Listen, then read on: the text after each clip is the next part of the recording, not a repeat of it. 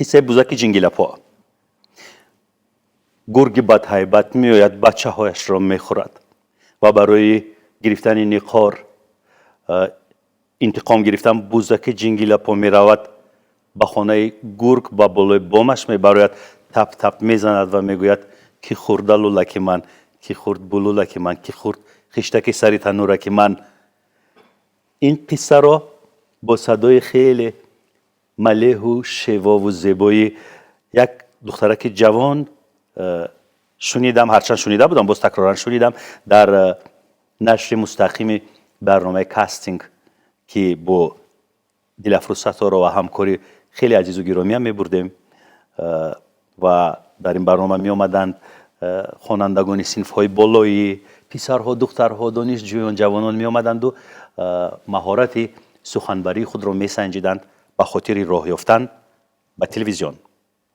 در قطار آن جوانان بسیار پرجوش و خروش همین مهمان امروزه برنامه نیز بود که آمد و قصه بزرگ جنگیلپا را با یک جذابیت به خودش خاص به تماشابینان پیشکش کرد. به همه پسند آمد. دیگر هیچ کس نامش را که اونقدر نمیدانستند، هنوز نه اولین قدم‌هایش را مانده بود، همه میگفتند که بزرگ جنگیلپا، بزرگ جنگیلپا. امروز قصه گوی بزرگ جنگیلپا مهمان برنامه ما است صبرینه نظری. سلام علیکم، تشکر که آرزو جان.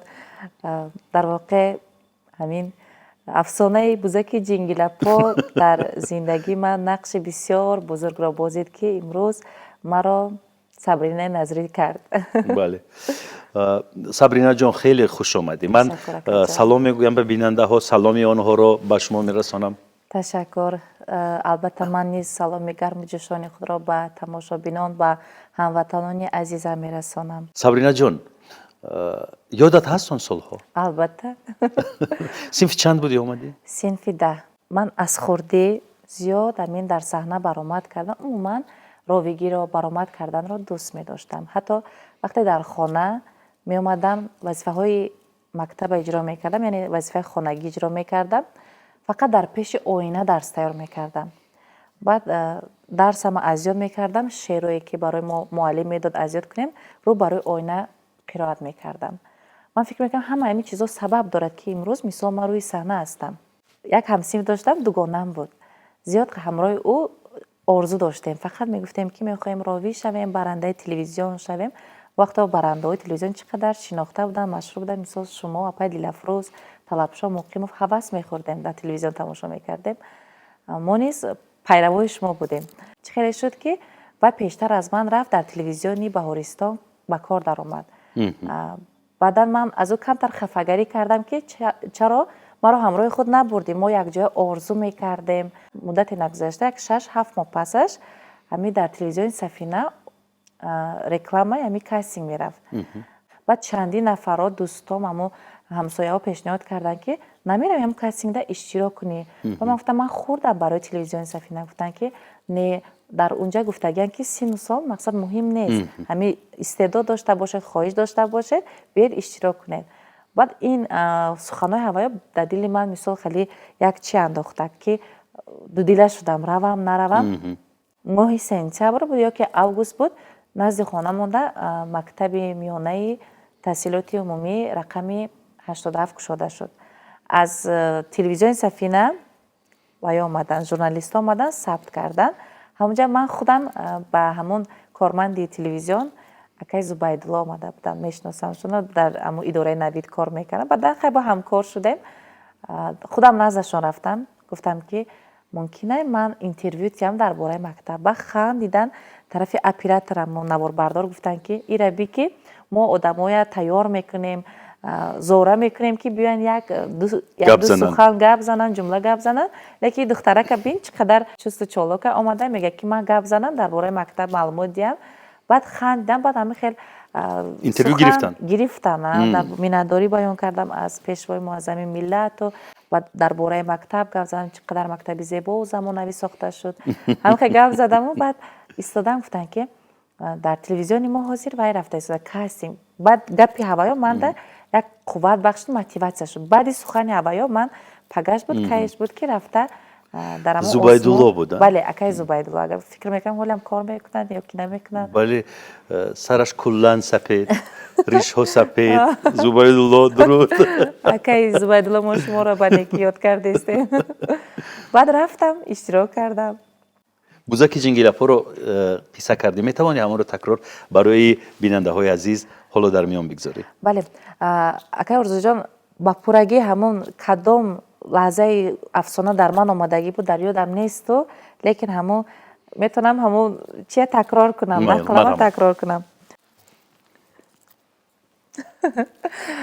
خب مادری بوزیچه ها بسیار خشمگین به بالای بامی گرگ میبراید و با پایش تق تق میکند. میگوید تو خوردی الولی من، تو خوردی بلولی من، تو خوردی خشتکی سری تنوری من. برو با جنگ شاخی من. این طرفش دیگه کجا فراموش کردم. همین جستا بود، همین حرکت ها بود که دقتی هم جوری هم بیننده ها را جلب کرد و سبب شد من در کاستینگ گذاشتم. سلام دوست. گذاشتم با کاستینگ این یک کاری خیلی ساده و آسان نبود. یعنی گذاشتم با کاستینگ زندگی شماها رو تغییر داد. چند کسی بوده در اونجا؟ تو بودی، فروخ بود، موجوده بود، نصیبه بود. با کیا گذاشتم؟ پروینه. بله. خب اکا جان بسیار نفر بودن، یک شماره همون 20 نفر بود، 20 نفر درست. زیاد بود، لیکن بعد در آخر همین 3-4 نفر موندیم کار کردیم. درست. برای که کار تلویزیون وزنین بود، میشت روزایی که ما دیر خانه میرفتیم این چیزا در نه هر کس تاب آورد. کاری وزبین بود و همون خاطر بسیاری باید ترک کردن. اولین برنامه چی بود قبل از اینکه آمدی به نشر برنامه های خبری به نوید آمدی؟ قبل از این پیش از این چندین برنامه ها در برندگی میکردم. اول با بخش تیار میکردم برای برنامه صبح، برای برنامه صبحگاهی بخش آماده میکردیم. بعد باز یک برنامه دیگر رو پیشبری میکردم، اکستریم نام داشت.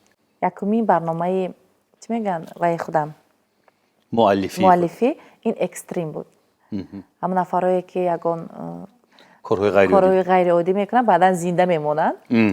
همون معنی داشت برنامه. میانی جوانانی که از کاستینگ گذاشتن یک نوع رقابت بود همون وقتا. بله. با کی رقابت داشتی؟ وزیر گفته نه در یادم آمد اکا جان وقتی که در کسی گفتم که زیاده از 20 چند نفر گذاشته بودیم، همراه من یک دخترک بود، دیله میگفتن، شاید نامی پورش خطا نکنم دیلوران بود. اگر دیلوران بود همراه او ما باید یک جای یک پروژه پیش میبردیم، یک لایحه. لیکن وای گفت که من میخوام در تنهایی یعنی طاقه پیش برم. همین قدر همون وقت یک چی گویم چی بود؟ نخواست که تو در پهلویش باشی. یک جای برنامه بریم. وای گفت که من همین لایحه رو میخوام که خودم طاقه پیش برم. کدام لایحه بود؟ نمیدونم هم نیست دیگه کدام لایحه بود. وقتا هر یک از برای خودش یک تو زیق شدی؟ بعد زیق شده بودم من. البته بعد اپای لفروز نصیحت کردن که این خوب شد برای خودت مثال دان که هر یک چیزا آدم باید خودش طاقه پیش رود. یک برنامه که ما کمک میکنیم یاردم میکنیم. بعدم خیلی بعد بعد من برنامه اکستریم پیش بردم.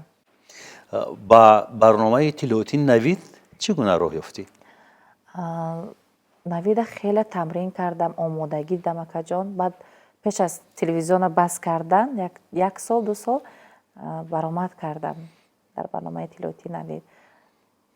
اپای دلفروز این چیزا به من پیشنهاد کردن برای که هر وقتی که همون کارخانه می اومدن اداره می در آمدن گپ می زدن، هر یک سخنرانیشان هر یک رفتارشون من برای خودم می چیندم، یاد می گرفتم. اولین برنامه تلویزیونی نوید که لایف نشر میشد یادت هست؟ بله بله یادم هست. میدونید چی خیلی شده بود اکا جان؟ همین اپای لفروز خودشان در پخش مستقیم برآمد کردن، اخبار پیش بردن دوست می داشتن، مصلحت دادن. بعد همه وقت بعد همه روزه بعد مصلحت اپای لفروز می رفتم در اداره نوید تمرین می کردم، از روی سفولار متنای می خوندم. خیلی آمادگی میده. بعدا یک روز پیشنهاد کردن رئیس تلویزیون محمد سعید پیرو بودن و یا قبول داشتن، گفتن نقص میتونن که الکی افیر براین. لیکن باز از اداره خود نوید گفتن که نطقا گفتن که صدایش صدای کودکی است، این حال آماده نیست. با کار قفامون همین خیلی دیگر رفتاده هم شدم کمتر. باز یک روز همین خیلی ساعت 10 روز بود چند بود که همراهی اگر خطا نکنم پای دلفروز استادم ستار من نزد رئیس در آمدیم. با پای دلفروز گفتن که این آماده، اینا بینین زپیس کرده در آوردن. اما وای منم گپ زدگی منم برآمدی منم رئیس دیدن. بعد هم در پیش ما گرفتن تلفن کردن اداره نوید. گفتن من باوری نداشتم. من گفتم اگر هایم گویم ممکن بعد یگان روز پس یا که یک هفته پس همین خیلی بینید که ساعت 10 روز در حال بعد 3 ساعت من باید که پخش مستقیم برم. خیلی سورپرایز. البته خیلی اپل افروز با موتیواسیون دادن که نه ترس همش خوب میشه. یکم میفیر خمی درونم میلرزد و همین آوازم کمتر میلرزد، حتی دستام میلرزید. خیلی آهسته آهسته بعد همه این چیزا عادت کردیم. اما اونهایی که بخشش در پیش گفتم بخش مستقیم همه وقت یک وای داشت. چه حسابی که هیجان داشت، حسابی که همه وای کو مثلا بخش مستقیم خیلی نمیتونی که یگان گپ 2-3 مرتبه تکرار کنی. همین که گفتی هم خیلی میره. و حق نداری که خطا کنی. حق نداری که خطا کنی. درست. اما اونهایی که گفتند صدای صبرینا کودکانه است کی ها بودن؟ کارمندای اداره نوید، همون بعضی برنده‌های کی بود اون وقت برنده ها؟ نگفتن که کی گفتن گفتن صداش آوازش آواز کودکی است. اما اصلا کودکانه نبود. من همچون متخصصی حرفه‌ای این ساحه که با دیپلم فعالیت میکنم این همه سالها در مقام یک روزنامه‌نگار در این حرفه 26 سال حیاتم را صرف کردم. این را میگویم که صدای صبرینا هیچ وقت صدای کودکانه نبود. در همان زمانی که صنف 10 میخوند صدای مخملین قوی داشت. این گونه صدایی که کودکانه باشد نبود صداش. همون بوزک جنگیلپا رو نیز با یک جذابیت با صدای مخملین قصه کرده بود که در یاد من مانده است. ورنه همه صداها در خاطر من نمیمونند. زیاد صداها رو شنیدم از حساب دانشجویان، داوطلبان، اشتراکچیان آزمون‌ها، اما صدای صبرینا با بوزک جنگیلپاش در یاد من و در یاد بسیاری ها ماند. کسی گفته است با قول خورده است. این طرفش رو نمیگویم چون که بسیاری فهمیدند البته حرف سری چیست، ولی سارکازم من به آن خاطر است که جوانها باید بیشکوفند، بدرخشند، چون که ما در زمانی که باید میدرخشیدیم و میشکوفتیم جنگ بود، جنگ شهروندی، ولی شکر که چندین سال هاست صلح و ثبات ما ادامه دارد و کاش تا ابد همین گونه باشد. در این صلح و ثبات باید گلها بیشکوفند، جوانان بدرخشند. اکا ارزو جان با حالت میشد که در استودیا مثل مشق میکردم، از روی سفولیار میخوندم، آمادگی میدیدم، یکی میدم که سه استودیا خاموش میشدن، سفولیار کشته میشد و میبرامدم میپرسیدم میگفتم چی با من حالی تمام نکردم دوام دارد. همون تکست ها میگفتن که زنگ زدن از اداره که محکم کنین استودیا را، از اداره نوید. بسیار خیلی حالت ها میشد، را افتاده میشدم. خیلی این چیز آدم رو بقوه یعنی نمیگذاشتن که تمرین بکنم؟ حتی تمرین کنم. بعد میستادم همون وقتا فکر میکردم، میگفتم که جوان بودم، نورس بودم، فقط تا حاضر میگم که خداوند اگر من در پیری دادی، پیری به دولت تیو، بعدا امی حسود نداشته باشم با یاشایی که میبرایم پیدا میشوند در ساحه من، در کسب من هوایت بخیلی نکنم. تو حتی نمیدونی که حسد چیست. چون که من هم برابر شاید پدرت، شاید مادرت تو رو خیلی خوب میشناسم. اینقدر سال با هم کار کردیم و من ندیدم که هیچ وقت با کسی حسد برده باشی، حسودی کرده باشی. این چیزا رو من ندیدم هیچ وقت. صبرینا جان، خلاصه چند سال در نشر اطلاعاتی کار کردی؟ یگان 2-3 سال اکا جان. این زمانی راهبری هنرمند شناخته لطفالله دولت بوده؟ اول در زمانی محمد سعید پیرو، بعدا لطفالله روی کار آمدی؟ بله. در زمانی لطفالله در بخش اطلاعاتی فعالیت میکردی؟ و چرا رفتی؟ چون رفتن نمیخواستی؟ سبب رفتن چی بود؟ اما یک سال بود که قریب بسیاری کارمندای تلویزیون مجبوری از کار بیرون کردن. چرا؟ راهبری نو اومد کی؟ زیور دولت و بعد شرط گذاشتن که یا با پورگی در تلویزیون فعالیت میکنه یا در مقاماتم کار میکردم. وقت دانشجو بودم، ختمم نکرده بودن، یا گفتن از پای خواندن شد. دانشجویی؟ اکادمی وزارت کارهای داخله. چون گفتی که یک نفر نه چند نفر رفت، کی ها رفتند؟ بسیار نفر رفته بودن. کی ها مثلا؟ نصیبه هم رفته بود، غیر از برنده ها با حتی کارمندای تکنیکی رفته بودن، رژیسورا رفتن، محررا رفتن، کسایی که پسی ویان. چرا رفتند؟ مگر درست است یک راهبر می رود، راهبر دیگر می آید و یک گروه کلانی کارمندان سرگردان می شوند؟ بخیالت درست است؟ نه البته درست نیست. بسیار زیق می شدم، استرس هم گرفته بودم. با زیور هیچ نفهمی نداشتی؟ نه یگانچه اول برعکس وقتی آمده بودن با حتی شده بود که همون پخش مستقیم ما را همراه یک برنده دیگر جمشید عالموف تعریف کردن در مجلس. خرسند شده بودیم. بعدی چند راستی خیلی شنیدیم که گویا که در آمده همه یک چند نفرای ما در راهبر تنقید کردن که اینو از آمدن شما راضی نیستن، خرسند نیستن و همین چیز به فکرم که باید خوش نامد. لیکن گپای ما نگفته بودیم. برعکس ما در پیشکی گفته بودن که زیور دولت و خودشون همجا کار کرده گن و یا بیان برعکس همه دستگیری میکنن که نه متاسفانه ما جواب دادن. و اون نیز با تعداد معینی شاگردانش آمد؟ بله از بهارستان زیاد کارمند آمده بودن شاگردانشان. با نزدشون در آمدم صحبت کردیم. هم خیلی من دفعه فهموندن که خوبترش که اون طرف انتخاب کن. بچه شد؟ رفتی؟ بعد رفتم من. مقصد معناش که جواب. از این رفتن دپرسیا گرفتی؟ البته وقتی که کاری که دوست می‌داره صدقا من دخترکی جوان نورس برای برنامه من تش کرده سپاریدن در سطح عالی خوب برای بیننده ها پیشکش کردن. شبو ساعتی 10 شب 11 شب خانه می رفتم تا ایستگاه مادرم همراه اپا می رفتم. من انتظار می شدم. من از مرشدکه می فرامدم همراه و یا خانه می رفتم. وقتا با کوچه ها در سگ و پیشک و این چیزا زیاد بود.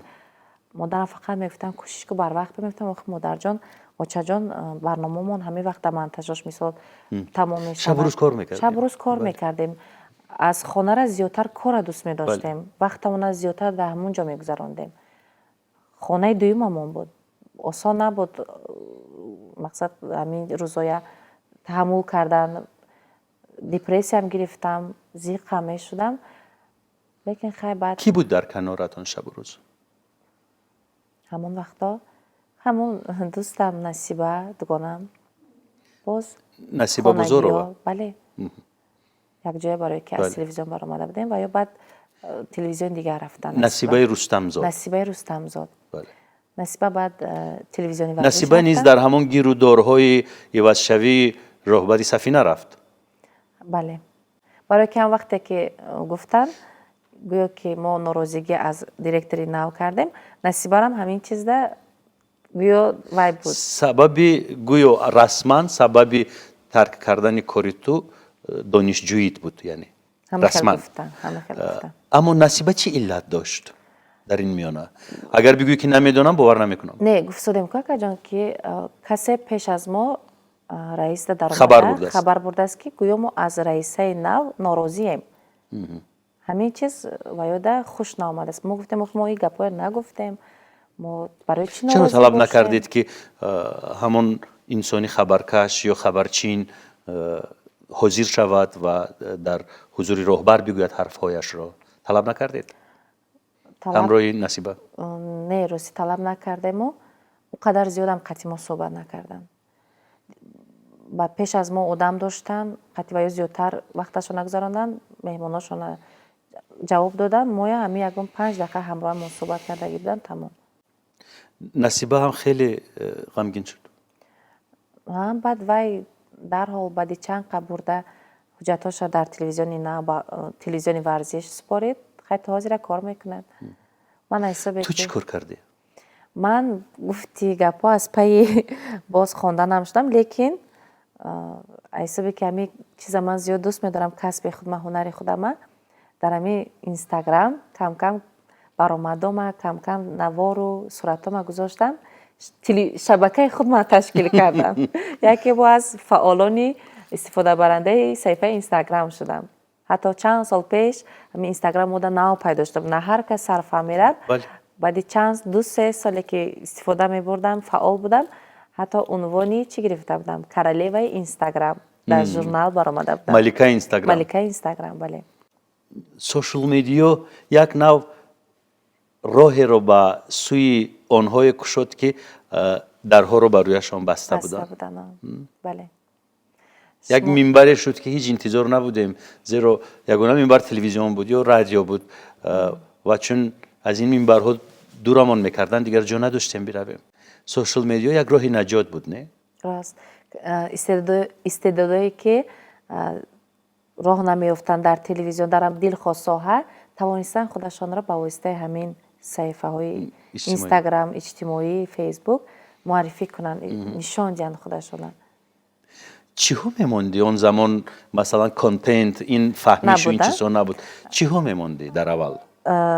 عکس و نوارایی که بسیارتر چی میگن، آزی میگن که به قبل رسپاکوفکا همین چیزا میگذاشتم. هر چیزی که خریداری میکردم در طریق استوریز گپ میزدم، به هر کجای میرفتم استوریز میکردم، ثبت میکردم، میگفتم دوستان عزیز امروز ما در همینجا قرار داریم، ما را دعوت کردن که باور کنید بودن آدمایی که طرفشان کامera میگردوندن بجا میشتن، ولی برای ویا یک چیزی وای بوده غیر عادی و اینستاگرام گفته با حتی هست بودن آدمایی که میگفتن که اینستاگرام جای ما نیست، لیکن امروز میبینم همه ویا همین اینستاگرام در برآمد میکنن. تا حال هستند، بودن و هستند آدمانی که از سوشال میدیا کناره‌جویی میکنن، نه این در سطح ما نیست. بله در سطح ما این نیست. برای ما نیست، این ارزشش را ندارد، ولی بالاخره میبینیم که همه میآیند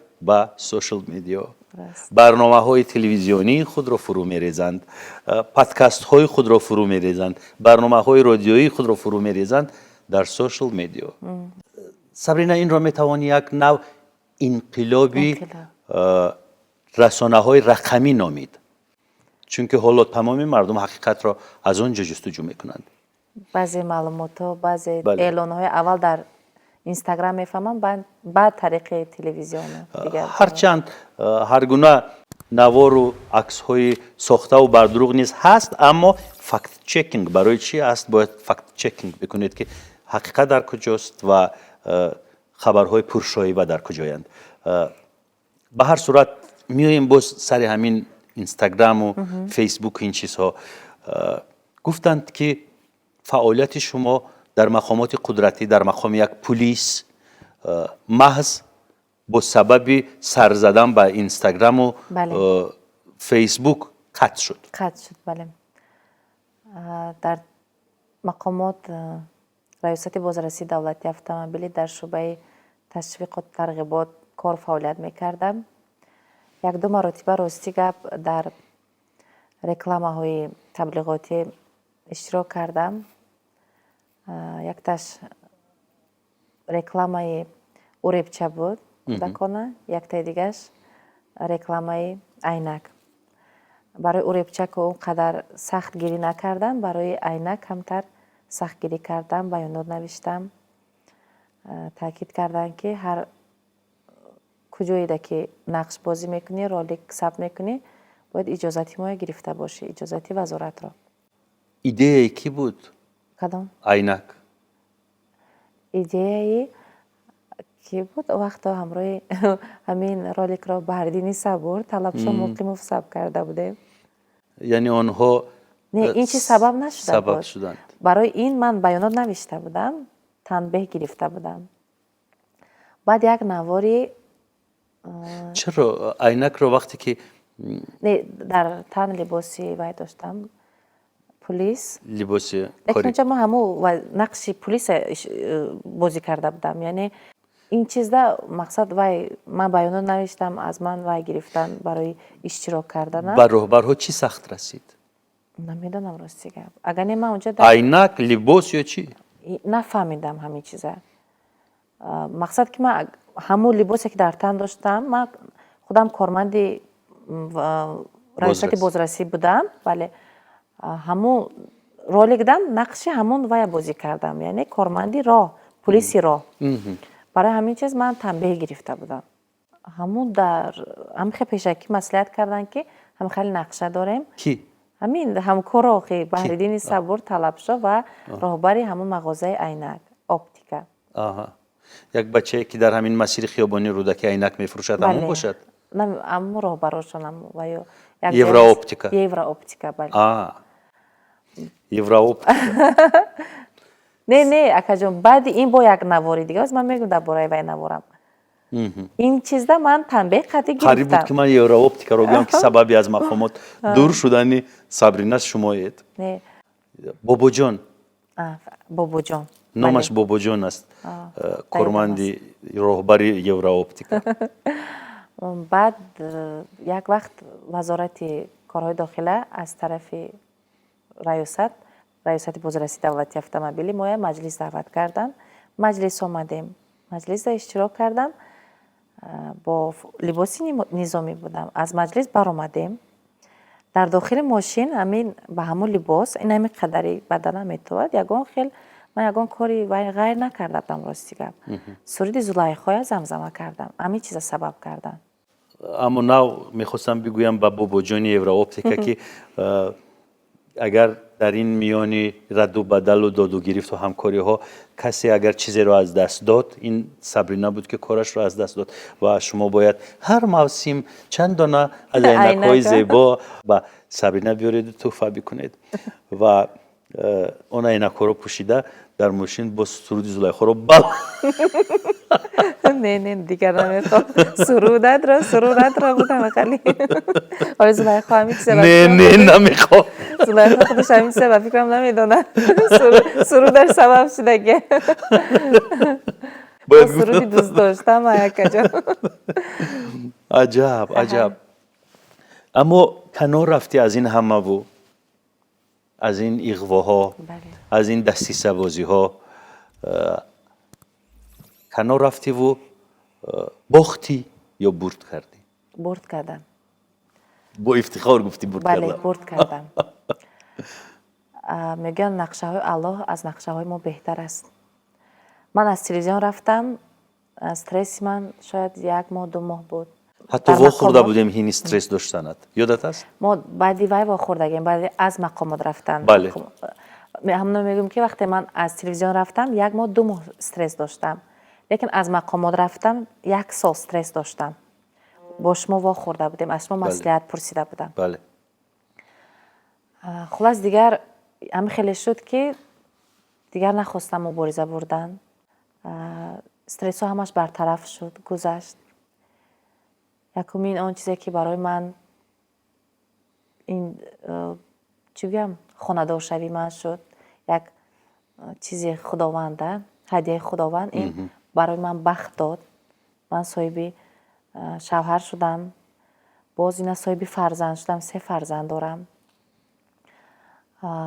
من همه ایسوبی که استعداد داشتم ناموس کردم گفتی گپا مردم ده نشان دادم که هنرم باشد استعدادم باشد انشالله که من پیش میروم.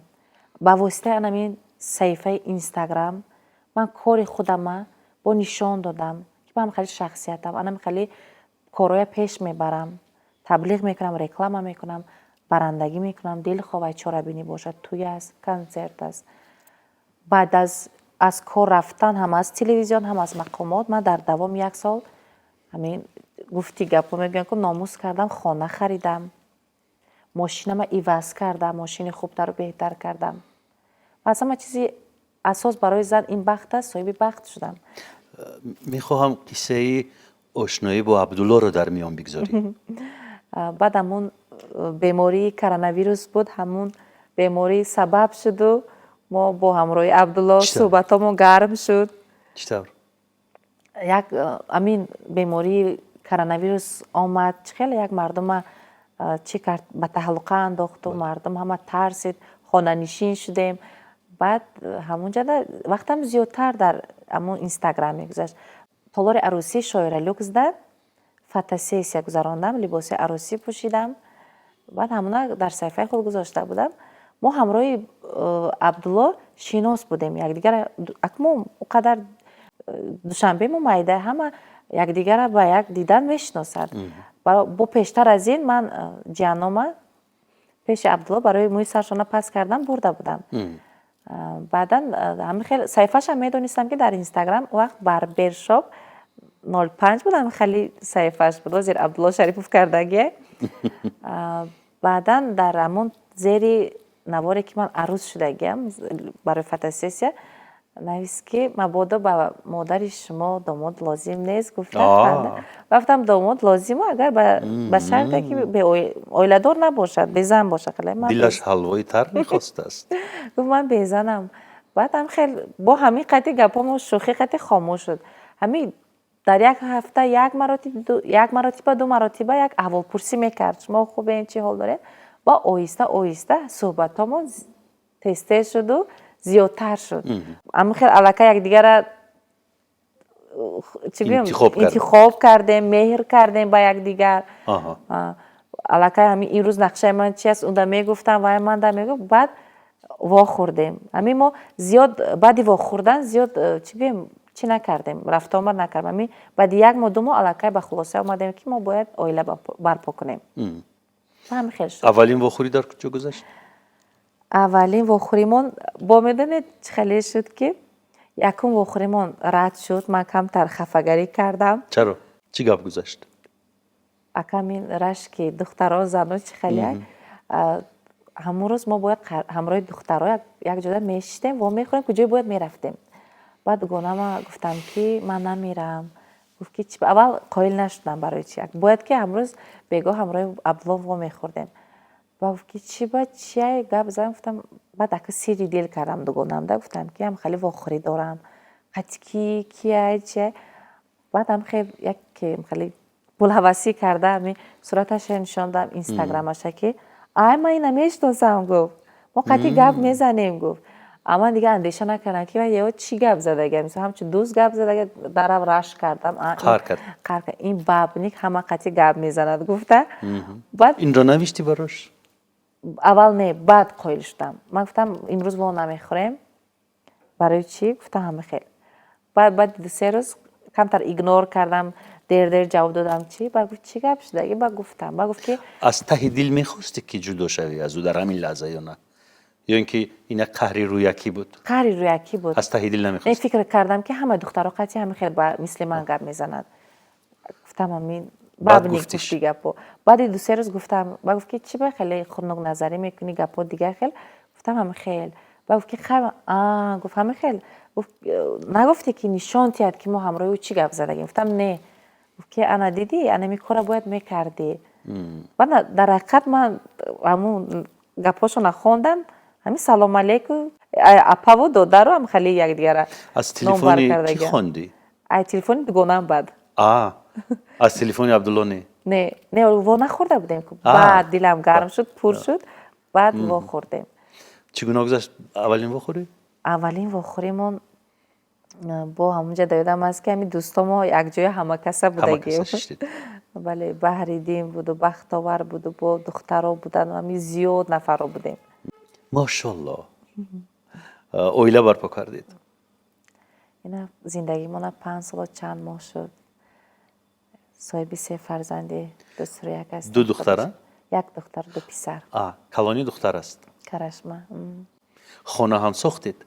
بله حولی ساختیم. وزیر همراه خسرو خوشتامند. دیدم در یک نوار که قانونیگردانی عقد نکاح رو تشویق و ترغیب میکنید با هم و میگوید که همه مال و کالایی که ما داریم مشترک از هر دوی ماست. واقعا همین طور است؟ اکنون وای راستی گپ رکلام از جانب یک شرکتی وای بود خارجی بود یونیسف بود اگر خطا نکنم اصلا وای رکلام است تو بله. خوب در زندگی هر چیزی که دارید مشترک است بله. یا پولی صبرینا جداست پولی عبدالله جداست مشترک بله. پیشتاز و پیش قدم در خانه کیست حرف اول از کیست از عبدالله از عبدالله خیلی بچه خوب است بچه خوبه بله انسان خوب است گپش هم میگوید کارش هم میکنن در کار شود باره با هم بحث کردید که ما مثلا کنترلش رو از دست داده باشد و تشین شده باشد راستی که اول زندگی ما زیاد بحث میکردیم زیاد تشین میشد از حساب رشک که زیاد بود هم از تشین جانب شدنش یعنی تو کدام حد دست میبرداشت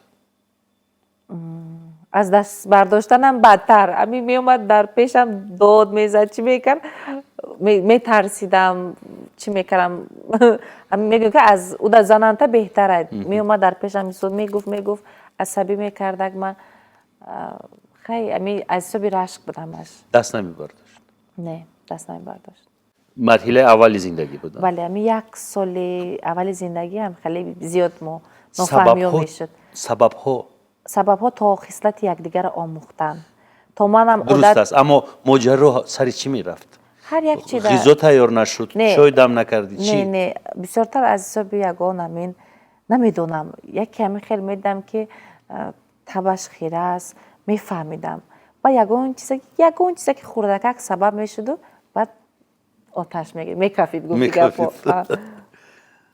شاید بسیار چیزا بعد نمیگفت من که برای چی وای امیخه مثلا قطعا اما این مرحله رو گذشتم بعد فرزنددار شدم با حالا چی نه حالا خدا با شکر باور کنید که جان یاد ندارم که کی ما همراه او بحث کرده فقط از روی اگون چیدم من زیاد قهر میکنم زن منو چه خیلی از قهر میکنم با بعد چند اگون ساعت پس با آرام میشم بعد دیگه عموما خیلی خصلت‌های جنگ و یاد ندارم که کی آخر وقت نافهمی شده بین ما من از پس کارش من از پس کار خانه میبیم همراه کودک‌ها های سه تا شکرانه‌شان خدا با شکر ایدومی اینش میشه ایدومی وایش میشه دیگه گپ وای زیادتی نمیموند بحث دیگر چیزا ماشین یعنی مشترک از هر دوی شماست یا عبدالله ماشین الهیده دارد تو ماشین الهیده داریم منم الهیده دارم عبدالله هم هر دو رابطت با اعضای فامیلی شوهر چگونه است خوب است خدا با شکر ما خوشدامنداری زنی هیورداری من این کارو نمیکنم وای کند این خیلی گپا نیست نه خیلی نیست زنای هیورم هم دخترای خوبن یگون بار نه گپی بلندشون نه یگون خیلی رد کنیشون نه یگون خیلی گپی زیادیشون نسبت خودم با همه میدونید ما یک دروازه داریم و در داخل حولی 3 خانه است من همراه خسرو خوشتامانم زندگی میکنم امارتی الهیده خانه دیگر در یک هیورم همراه اویله و کودکاش با یک طرف دیگر در یک هیور دیگر همراه اویلش و کودکاش بینتون دیوار و سیمخوار نیست؟ نه یک دروازه داریم چرا دیوار نمیگذارید میان؟ نمیدونم راستی گپ ضرورت نیست با هم دوست اتفاقید بله همه روز ما در خانه و در خانه ما گفتم اصلا فلسفه دیوار این یک حسی ناباوری است بله دیوار فلسفهش همین است هر جایی که باوری نیست دیوار خط میکشد یعنی شما باوری دارید باوری داریم بله بعد اگر ما از اول مثلا معامله ما خوب نمیشد جنجالی میشدیم با اویله مثال و یا خدا نشانتی ما ممکن بعد میتونستیم که دیوار گیم لیکن خدا با شکر ما مناسبت ما خوبه مثل اپا و خواهریم همه وقت کمک میکنن میدونن که من کار میرم دستگیری میکنن کودکا ما نگاه میکنن حرف و غیبت مردم به اصطلاح هیت سبب سرزدن ماجرا بین تو و عبدالله نشد هیچ وقت؟ نمیشود نه من برای که وقتی نو خانه دار شده بودم من چهره شناخته بودم عبونتشیام هم زیاد بود مردم را زیاد میشناختم جمهوری میشناخت گفتی گپا گفتی یکی جابیر که دنیا میشناخت عبدالله همراه من اویله دار شد بعدا همه دربارش زیادتر شناختن او رو کارگر بود مثلا کار میکرد و یا بعدی وای یک خاوس شد یک یک خیلی شد که همه روزا مو در کامنت می نویستن و همین چیزا اول اونقدر تاب عادت نمی آورد، نداشت. عادت نداشت و آتشین میشد. کامنت میگو حتی میشه با بعضی و آدمایی که بدگفتاری میکنن بحث کند. بعد خودم گفتم که هیچ وقت گپی مردم گپ نکن که اگر که از پای گپی ویش زندگی ما دور دراز دوام نمیکنند. مردم دهنش همه وقت باز است. ما با یکدیگر مقصد گوش کنیم. من با گپی تو باشم، تو با گپی من باشی، همین مصلحت یکدیگر قطعی. ما اگر حاضی با گفتی مردم کنیم، همون مردم از در خانه ما و تو 2 کیلو شکر یا 1 نیمچه آرد نمیدرارد. باز با ما و تو مثال بیکار باشه میگن یک بیکار خوجن، از تمام جا اینو راندن. بعدا همه چیزا خیلی دیگر پیشه کرده، دیگر اهمیت نداد تا حاضی رفت. حتی یک وقت میشد که من عصبی میشم تا حاضی بعضی کامنت و بعضی همین سخنهای بد قطعی وای با همون گپای من میگفت که تو دیا داری که من همین گپا گفته بودی خودت چی با حاضی همین چیز در وای شدی گفتم خشمگین شدی و دستگیری میکنن. بعد بسیار چی میشود اینا مثال یکم اطراف اویلای ما گپ خبر میشود ما در خانه قطعی وای نمیکنیم گویا که گویا نه، یعنی که همون چیز ما در اون قدر مهم نیست. مهم نزد فرزندا داریم باید گپای اویلای خودمون گپ زنیم. اینا بسیار من خودم شخصا یگون که جواب میگردونم ناراضگی میکنم وقتی من در ضررش میرسد حتی نمیگید که چی به همین کار کردی چی گپ شد همین چیزا قدر وای نمیکنن. با هم به زیارت کعبه رفتید؟ بله. حاضر اکنون میبینید در سر من روی مال است. خیلی زیباست. از این باید چند رنگش رو میگرفتید؟ گرفتگی هم 4-5 رنگ دارد. 4-5 رنگ داشت گرفتم. رنگ انارش رو گرفتی؟ نبود. سرخ؟ بله سرخ رنگ انار هست. سرخ هست با خیلی موره زرد دارد. عجیب بود است این روی مال. رحمت. راستی همین ایسابه که پیشتر رو مال نمیبستم زیاد کامنت های بد میکردن مردم. هیچ وقت عبدالله من مجبور نمیکرد که در سر رو مال کن تو زنی منی مثال مادری 3 فرزنده خودش میگه که همه چیز خداوند انسان خودش رو توفیق داد همه چی آیسته میاندازد و همه چی آیسته میشه. اینا مثال میگم من یگان بار مجبور نکردم که در سر رو مال کنی روزش آمد که خودت با خواهش خودت همین کار کردی. حتی همین با زیارت خانه خدا رفتنم یعنی عمره کردنم همه خیلی شد. فکر میکردم سالای 1-2-3 سال پیش که حال من نامعلوم کی میروم، لیکن همین سال 2025 خواهشم زیادتر شد که من سفر کنم یک بار همین مکانم ببینم. برای که ما هر سال هر طرف سیاحت میرفتیم تماشا استراحت. امسال هم خیلی سرشوی سال 2026 ماست در همین زادروزم میخوام در همون مکان مقدس باشم یعنی عربستان. در گردی کعبه چرخ زدی؟ چرخ زدم من. چی گفتی به خدا؟ خیلی چی میگم میگم که آرزوهات نگو که عملی نمیشوم. خیلی چی میگویی همین آدمی فرزنددار برای فرزنداش سلامتی و عمری دراز طلب میکند بخت شونه برای خودت برای نزدیکات پیوند داد. با هر وقت گرد کعبه که سر نماز میخواندم سر جای نماز میخواندم میگفتم خداوند هر کسی که میدونه من در این مکان مقدسم هر کسی که از من طلب دعا کرد در حق همه همین نفرا من دعا گویم در حق مهاجرات در حق هموطنان در حق وطن که همه وقت آرام و آسایشته باشد. خیلی دیگه جا میبینیم چقدر ناآرامی است. باید که اول برای وطن دعا کردن در کار که آرام برای باشد. خودت چی خواستی از خدا؟ برای خودم من خدا با شکر همه چیم هست دیگر این چیز زیاد دیگر نمیخوام فقط سلامتی. بسیارتر پیش تلاشم زیاد بود بعدی رفته آمدن فکرم کمتر اندیشم مسئله زیاد کار کردن پول کار کردن کمتر وای شد دیگر شد. عبدالله چی؟ عبدالله هم همین خیلی؟ همه خیر. با توی و سور و عروسی ها و با کنسرت ها میروی در مقام یک مجری؟ بله درست شده که کار سر کردگم معرکات اشتراک دارم. خب کارم نکردن نمیشه که درست فقط با روی مال؟ بله با روی ما. بعد آدم می نویسن که تو انا خودت مثال گردنت محکم نکردی، این خیلی سطر نکردی. آخه اینا یک تصور کنن که من در صحنه هم خیلی محکم، همون صحنه دم این چیز نمیزیبد و احترامی نسبت خود سطر می شود. همین خیلی نه، من همین خیلی محکم و در صحنه می برایم راویگی میکنم.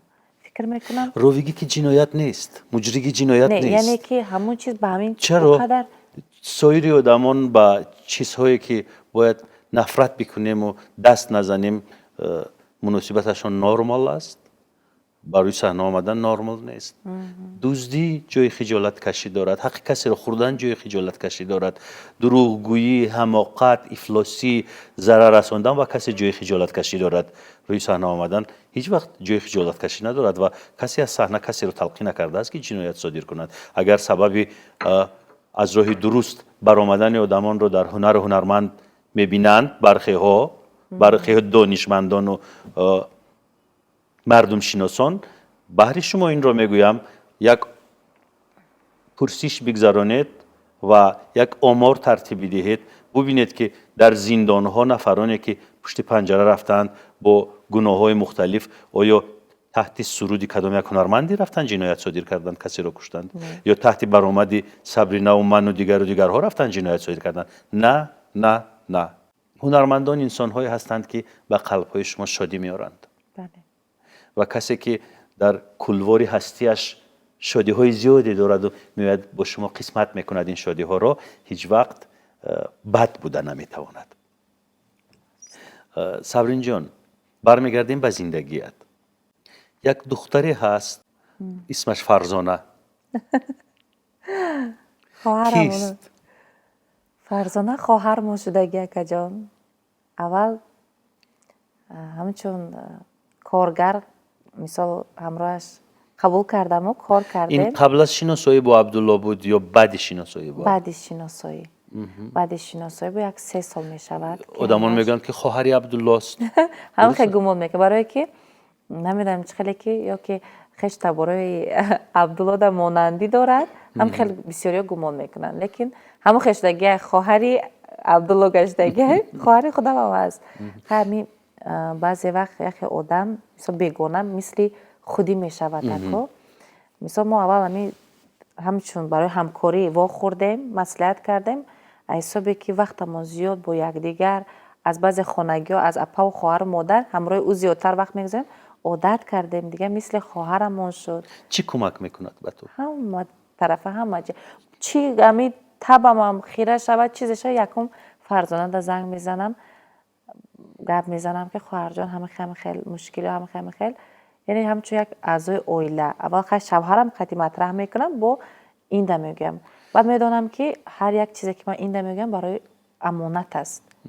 خیلی دختری یعنی بغیر از اینکه در مقام یک ناشیر کاری صحیفه هایت را در اینستاگرام پیش میبرد، باز رفیقت است. بله، همه طرف رفیقم است. مصلحت چی من احسن به پدر و مادرش که در کجای میخواند؟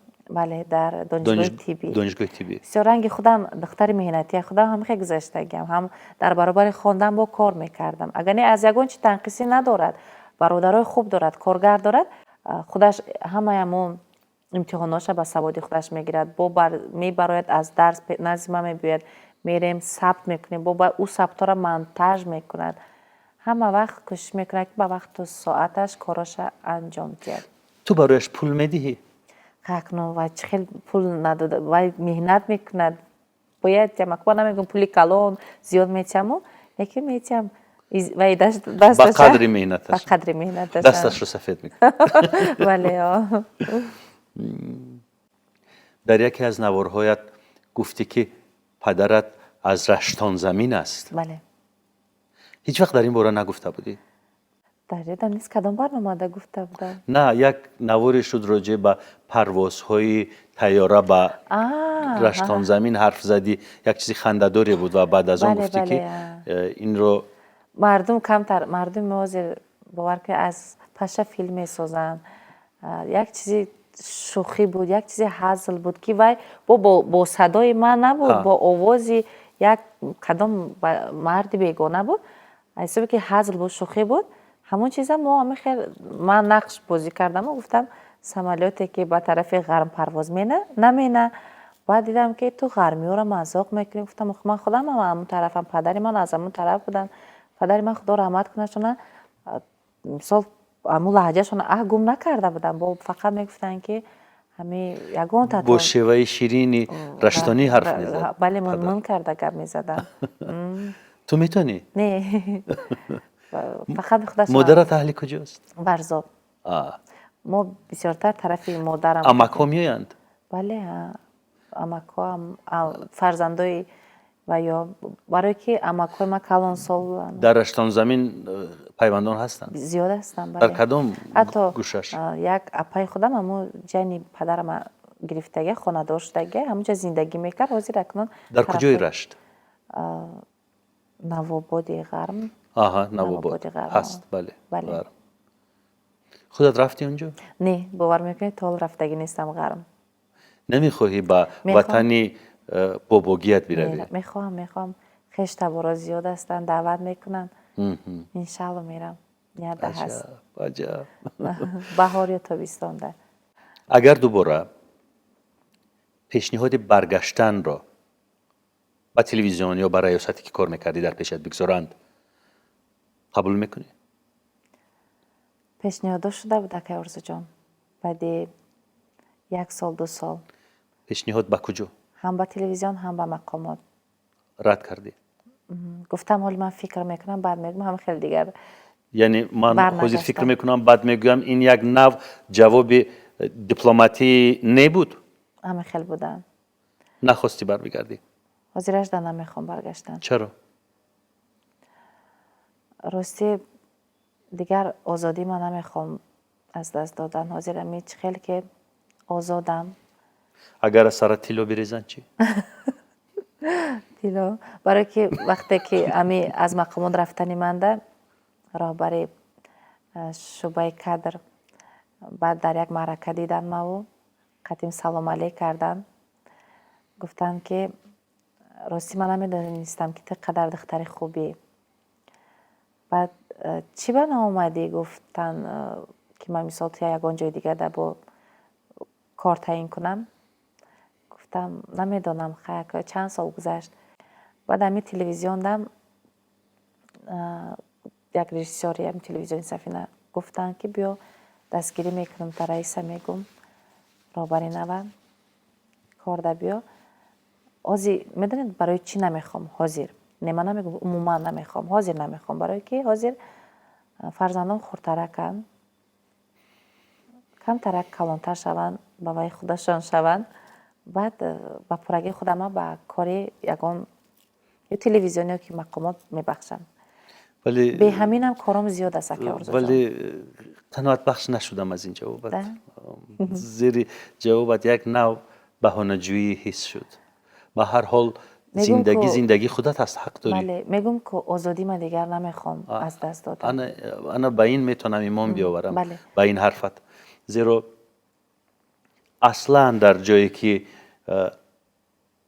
کس آزار دیده است و شکست خورده است دوباره برگشتن قهرتان نکند ابلهی است خیر بهترین گفته گفتن که جان